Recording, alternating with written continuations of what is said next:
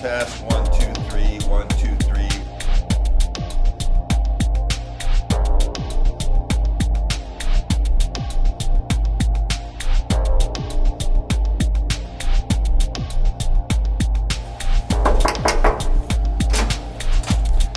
Steven, Henry, Steven, Director of TRON and Mr.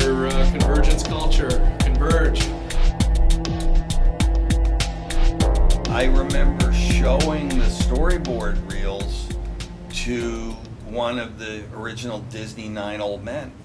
And I thought, oh, this is going to be so great. We're finally going to hear a definitive voice on, what we might do to make this a better film.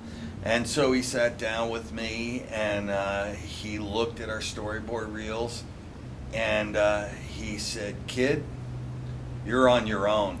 Walked out of the room. Yeah, totally doesn't line up with anything there was no traction there whatsoever.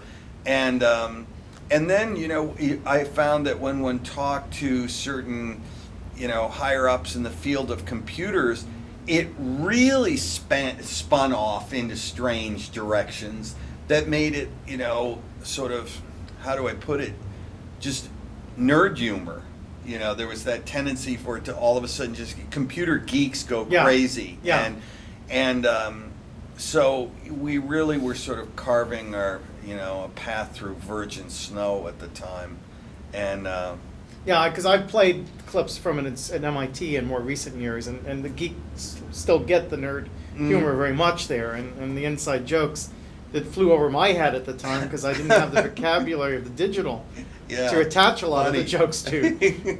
I wouldn't have known what a ROM was, or or even a user. I mean, somebody high up at Disney once said to me, "Didn't we invent the term user when we did that film?" I said, "No, actually, it existed.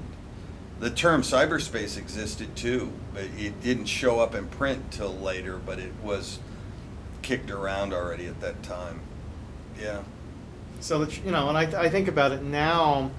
It's like, how the physics issue could have been resolved by playing the game before I saw the movie. Oh, that's interesting. Right, so that if I played as a player a light cycle race, then my emotional stakes of engaging with the race on the screen would go up. And obviously that wouldn't have been possible with the game technology. Right. At the time, you're imagining something far beyond capacity. Yeah. But it is now possible to play that experience. And then I have a visceral orientation to what it's like to move those cycles through space and what can cause me to crash or burn or whatever, as opposed to just seeing it on the screen. Yeah, well, the new light cycles can make full turns, and I know that upsets some purists why they miss the right angle turns, but it's much more real, and it's really a new generation of filmmakers that are taking this project on, and I look at, and when I see them deal with it and I see them interact with it,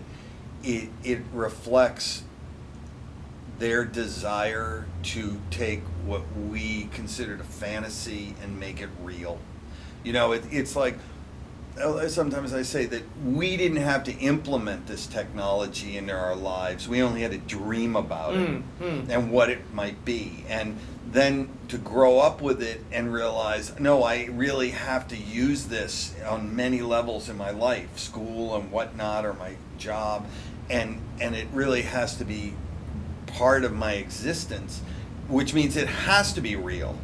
And they brought that attitude to the story, and they brought that attitude to the techniques of the film, and it has really sort of tightened up in terms of what it looks like and feels like. It's totally realistic now.